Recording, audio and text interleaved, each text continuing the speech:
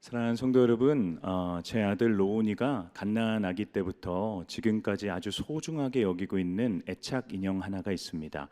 사실 애착 작은 이불이라고 할 수 있어요. 이렇게 작은 이불인데 그걸 갓난아기 때부터 그렇게 물고 빨고 하더라고요. 지금도 잘 때는 다리에 탁 낀 다음에 그걸 껴안고 자야지만 잠이 듭니다. 아침에 일어나서도 희한하게 그 이불의 냄새를 한번 맡아요. 이렇게 훅 맡으면서 되게 행복하게 하루를 시작합니다. 아마 어린아이들에게는 이런 애착 인형들이 하나씩 다 있다라는 생각을 합니다. 여러분, 왜 아이들은 이런 애착 인형에 집착하는 걸까요? 한 심리학자가 이런 얘기를 하더라고요. 아이들의 마음이 불안하고 두려울 때 그 애착 인형을 이렇게 붙들면서 나는 안전하다라고 하는 위안을 그 아이들이 경험한다고 합니다. 그러니까 일종의 자기 방어 기제인 거죠. 그래서 사람이 염려가 되어지고 불안하고 두려울 때 그 안에서 평안과 위로를 얻기 위해 붙드는 것이 애착 인형인 것이죠. 저는 오늘 본문에 등장하는 가인에게도 이런 마음이 있었다라는 생각을 해보게 됩니다. 가인은 자신의 형제였던 아벨을 질투함으로써 그를 들판으로 불러내고 그를 죽입니다. 그리고 그 들판 땅 속에 자신의 동생의 시체를 묻어버리게 되죠. 아무도 알지 못한다, 은밀하게 행동했어요. 그런데 하나님은 가인의 추악한 죄악을 아셨습니다. 그래서 가인에게 찾아가셔서 그의 죄악을 이야기하시며 그에게 이런 형벌을 말씀하십니다. 우리 창세기 4장 11절에서 12절 말씀인데요, 함께 읽어보겠습니다.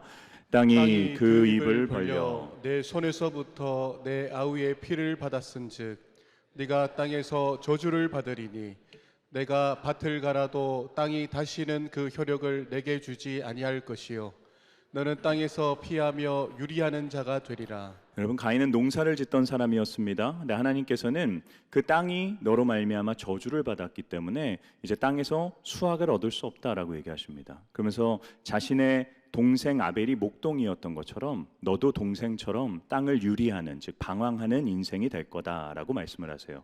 그게 하나님께서 동생을 죽인 가인에게 내리신 형벌이었습니다. 근데 이 형벌을 들은 가인이 이렇게 하나님께 얘기해요. 내 벌이 너무나도 무겁습니다. 내가 하나님께 쫓겨나서 방황하는 인생인 걸 알게 되면 나를 만나는 사람들이 나를 죽일 것입니다. 가인은 자기가 지은 죄에 대한 그 형벌이 두렵다라고 얘기하는 거죠. 그러자 하나님께서는 가인에게 이런 말씀을 하십니다. 우리 15절 말씀 읽어보겠습니다. 시작. 여호와께서 그에게 이르시되 그렇지 아니하다. 가인을 죽이는 자는 벌을 7배나 받으리라 하시고 가인에게 표를 주사 그를 만나는 모든 사람에게서 죽임을 면하게 하시니라. 여러분, 하나님께서는 가인에게 표를 주세요. 그러면서 그를 만나는 사람들마다 이 가인을 죽이면 하나님으로부터 7배나 벌을 더 받을 거다라는 것을 보게 하심으로써 가인이 사람들로부터 죽임을 당하는 것을 면하게 해주시겠다고 합니다. 즉 하나님은 가인을 지키시고 보호하시겠다 약속해주고 계신 거예요. 가인이 자신의 죄에 대한 형벌을 받습니다. 그 두려움 가운데 있는 가인을 하나님은 지켜주시겠다 약속해 주세요. 그리고 시작하는 것이 오늘 우리가 다루는 본문 말씀입니다. 16절을 보게 되면 가인은 에덴 동쪽에 있는 놋이라고 하는 곳으로 갑니다. 이 놋이라는 단어의 의미는 방황하다라는 의미를 갖고 있어요. 그래서 놋은 자신이 하나님 앞에서 받은 형벌이 무엇인지를 정확하게 보여주는 땅이었어요. 그런데 가인은 그 놋에서 이런 행동을 합니다. 우리 17절 말씀 읽어보겠습니다. 시작. 아내와 동침하매 그가 임신하여 에녹을 낳은지라. 가인이 성을 쌓고 그의 아들의 이름으로 성을 이름하여 에녹이라 하니라. 여러분, 가인은 그 놋 땅에서 아들을 낳죠. 그리고 아들의 이름을 따서 성을 짓기 시작합니다. 여러분, 왜 성을 지었을까요? 성을 짓는 이유가 무엇 때문입니까? 크게 두 가지의 이유를 생각해 볼 수 있죠. 첫 번째는 거기 정착해서 살겠다는 거예요. 거기에 정착해서 살지 않는다면 높은 성을 지어야 될 이유가 전혀 없습니다. 또 한 가지는 무엇입니까? 그 성벽에 기대어 보호를 받겠다는 거죠. 단순히 집을 짓는 게 아니라 성벽을 높이 쌓는다는 것은 외부의 위협으로부터 내가 나를 보호하겠다라는 것을 의미하는 것이죠. 가인이 그 놋 땅에서 방황이라는 의미를 가지고 있는 땅에서 성을 짓기 시작한 것은 나는 이 땅을 떠나지 않을 것이고 나는 이 성벽으로부터 보호함을 받을 것입니다 라는 것을 표현하고 있는 거죠. 가인은 하나님의 자신을 향한 형벌이 땅을 방황하는 것임을 알고 있었어요. 그런데 그는 하기 싫다라고 지금 얘기하고 있는 거예요. 왜 그랬을까요? 아들이 태어났기 때문에. 나는 방황하는 인생을 살아도 내 아들은 방황하는 인생이 될 수 없지 않겠습니까? 하면서 하나님의 말씀을 지금 정면으로 거역하고 있는 거죠. 더 나아가 여러분, 가인은 하나님이 자신을 보호해 주시겠다는 약속을 신뢰하지 않고 있는 거예요. 하나님은 그에게 표를 주셔서 네가 어디로 가든지 누굴 만나든지 내가 너를 지켜주겠다 약속하셨는데, 가인은 하나님을 신뢰하지 못하고 자기가 쌓은 성벽의 보호함을 받겠다라고 하고 있는 겁니다. 여러분, 가인은 지금 두려움과 불안한 마음이 있어요. 그런데 그 두려움과 불안한 마음을 위로하기 위해서, 평안을 얻기 위해서 그가 선택한 것이 무엇입니까? 성을 짓는 것이었죠. 그래서 그 성은 일종의 애착 인형과 같은 것입니다. 여러분, 저와 여러분이 가인과 같지 않습니까? 우리의 삶에도 우리가 예측할 수도 없고 이해할 수 없는 수많은 문제들이 찾아와요. 미래에 여러 변수들이 있습니다. 예측할 수 없는 미래로 인해서, 문제들로 인해서 우리는 불안해하고 두려워합니다. 그래서 우리도 우리만의 성을 쌓기 시작하죠. 어떤 분들에게는 자신의 통장이 자신의 성일 수도 있습니다. 어떤 분들에게는 보험 증서가, 또 연금이 자신의 성일 수도 있어요. 어떤 분들에게는 자신의 건강이, 자신의 경력과 자신의 직업이, 또 자신의 부모님과 자신의 자녀가 불안해하고 두려워하는 자신을 막아줄 거라고 생각이 드는 성일 수도 있습니다. 미국의 엄청난 부자들은 AI의 위협과 전염병과 전쟁에 대비해서 큰 지하 벙커를 만들고 있다고 합니다. 여러분, 이 모든 일들이 무엇을 의미하는 것입니까? 일종의 내 스스로를 지키기 위해서 내가 쌓고 있는 성과 같은 거죠. 우리는 평생 그 성을 열심히 쌓습니다. 그런데 문제는 무엇인가요? 아무리 성을 열심히 쌓아 올린다고 하더라도 늘 예측하지 못한 변수가, 내가 막아낼 수 없는 문제들이 내 인생에 치고 들어온다는 거죠. 아무리 대비해도 마찬가지입니다. 그 작은 변수 하나, 내가 쌓아놓은 성에 치고 들어오고 균열 하나 생길 때 평생을 쌓아놓은 성이 한순간에 무너져 버리는 거죠. 여러분, 그것들이 무너지기 시작할 때 우리도 무너집니다. 사람을 나의 성으로 쌓았던 사람들은 사람에게 배신당할 때 그 사람도 무너져요. 건강만은 자신 있다 여기면서 이 힘든 세상 내 건강만 있으면 돼 라고 얘기했던 분은 인생에 원치 않는 질병 하나 찾아올 때 무너지게 됩니다. 내 통장의 잔고가, 이 물질이 나의 성이다 여겼던 사람들은 그 돈이 날아가는 순간 무너지게 됩니다. 우리가 성으로 쌓았던, 우리를 지켜주고 우리를 평안하게 해줄 거다라고 했던 그 성이 오히려 우리를 무너뜨리는 이유가 되어진다는 거죠. 사랑하는 성도 여러분, 저와 여러분은 성을 쌓는 인생이 되어서는 안 됩니다. 하나님께서 우리에게 원하시는, 또 우리가 추구해야 되는 삶의 모습은 그럼 무엇입니까? 성경은 우리에게 또 하나의 형태의 삶을 소개하고 있습니다.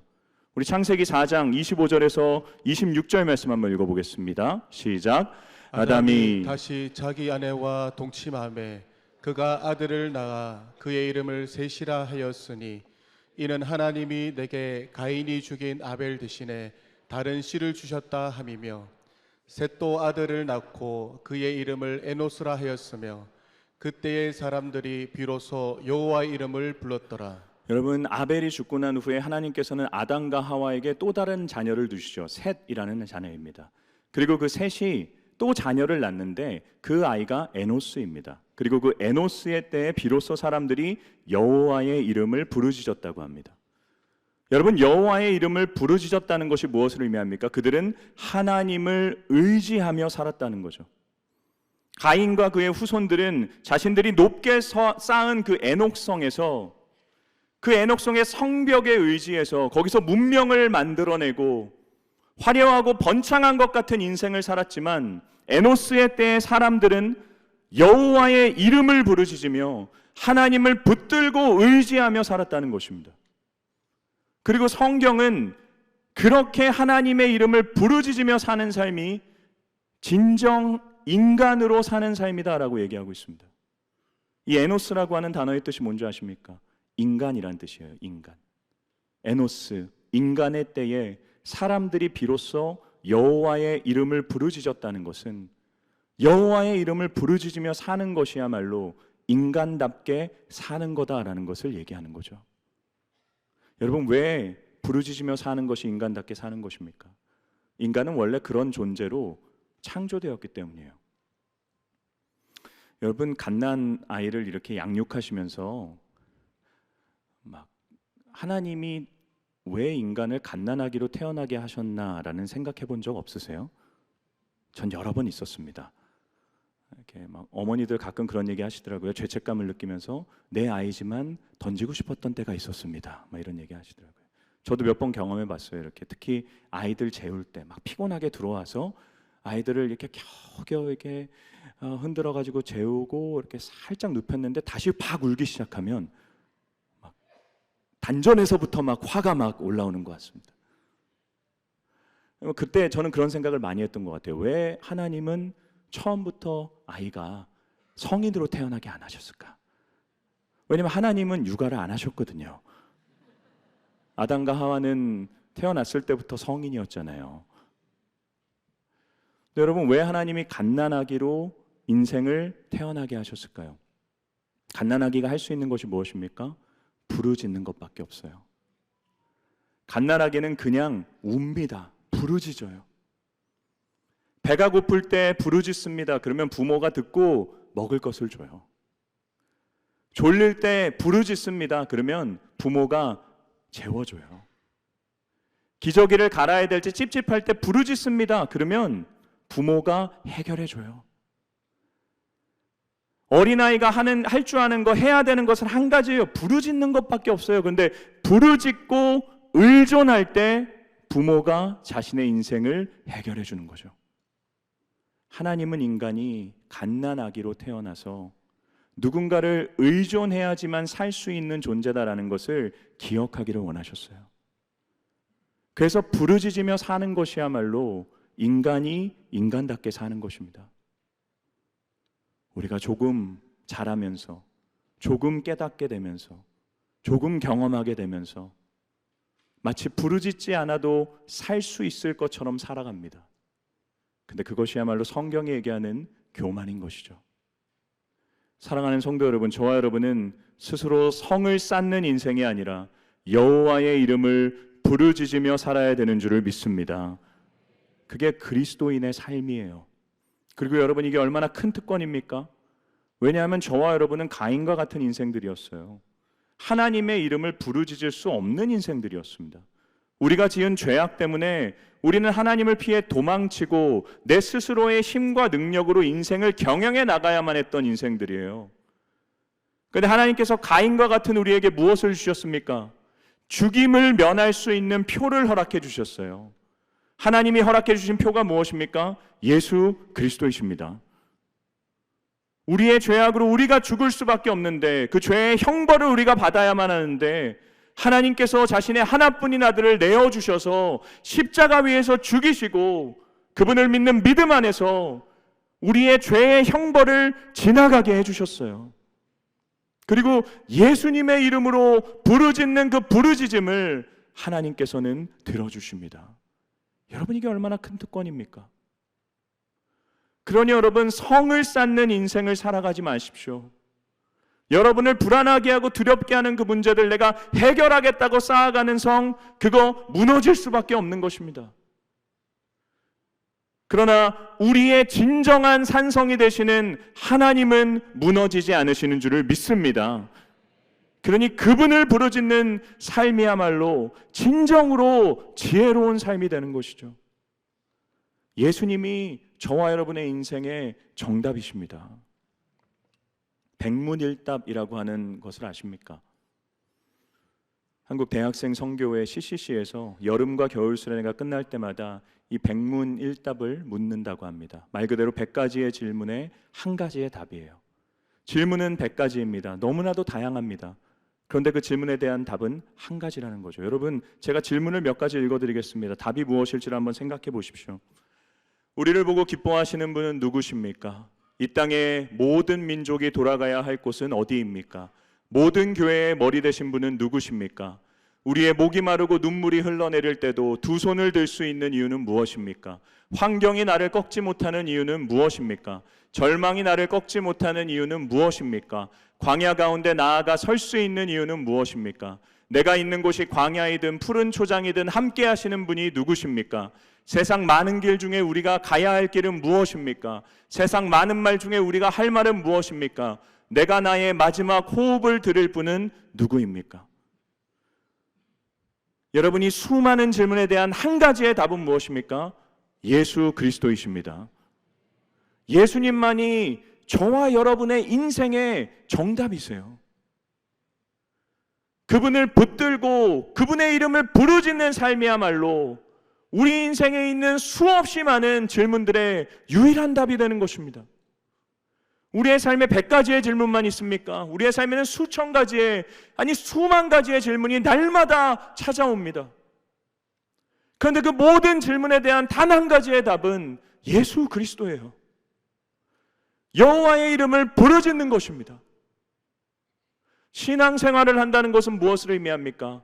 그 사실을 다시금 기억해내는 거예요.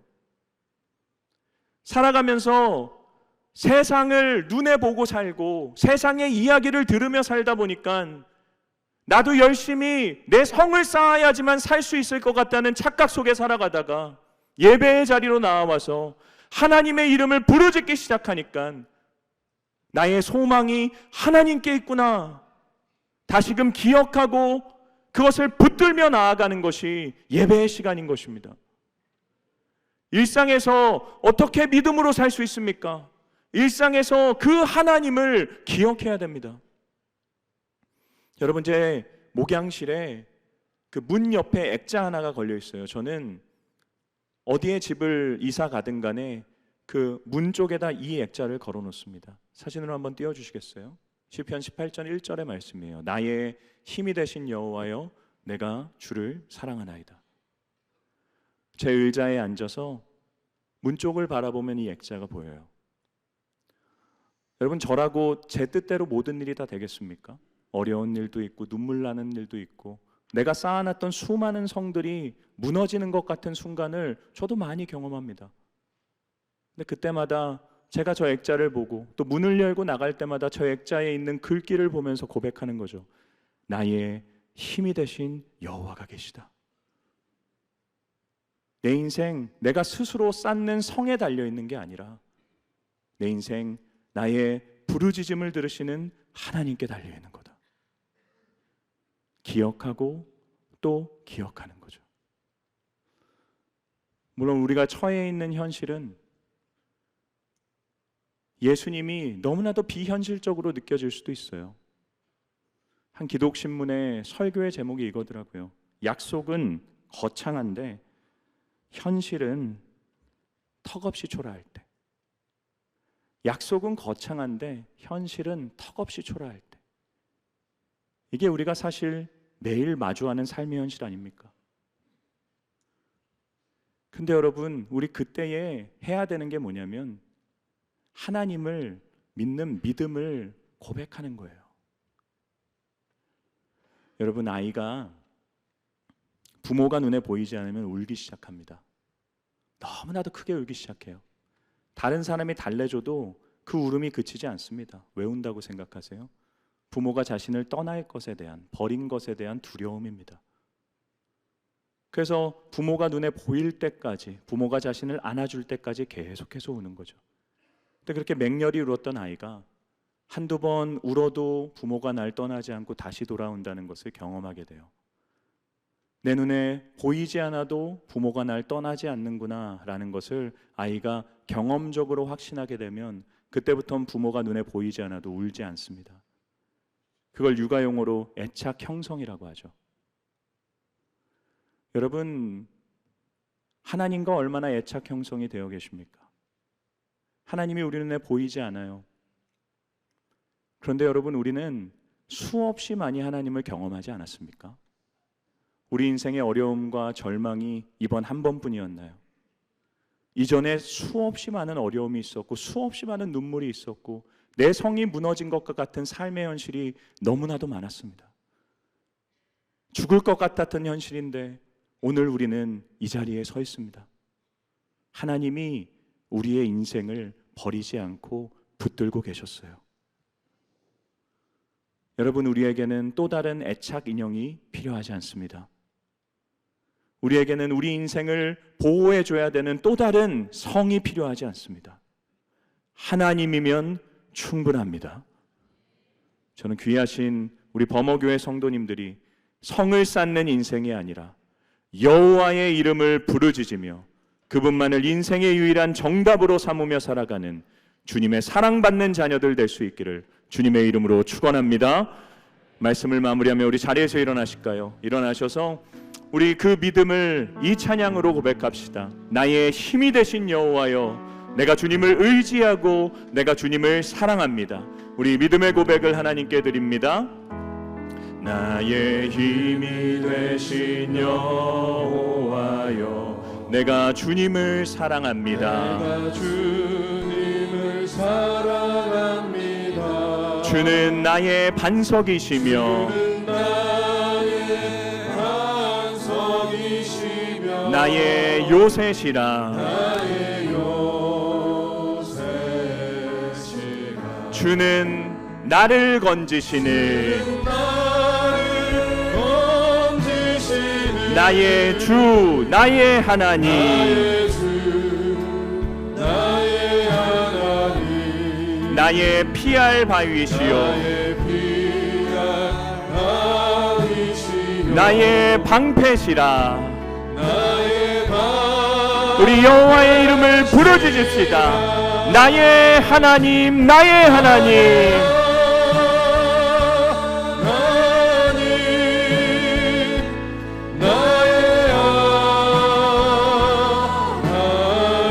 구원의 뿌리시요 나의 산성이라. 나의 하나님, 나의 하나님.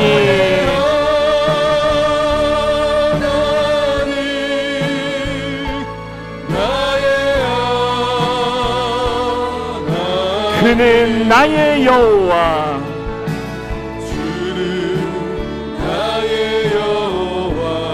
나의 구세주. 우리 다시 한번 부르짖읍시다. 나의 하나님, 나의 하나님.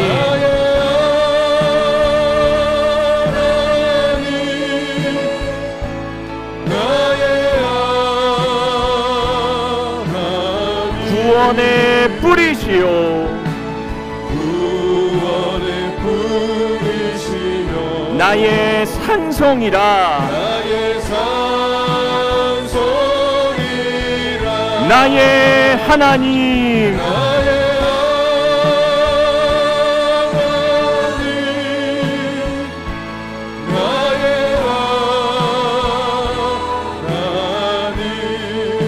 그는 나의 여호와.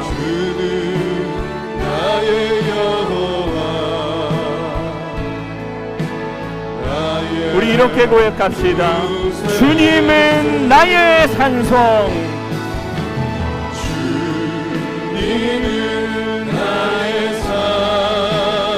주님은 나의 요새. 주님은 나의 소망.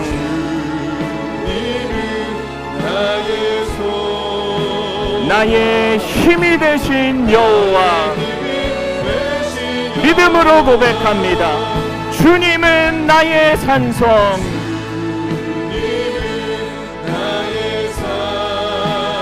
주님은 나의 요새.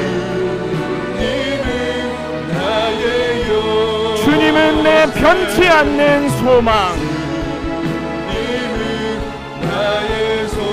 나의 힘이 되신 여호와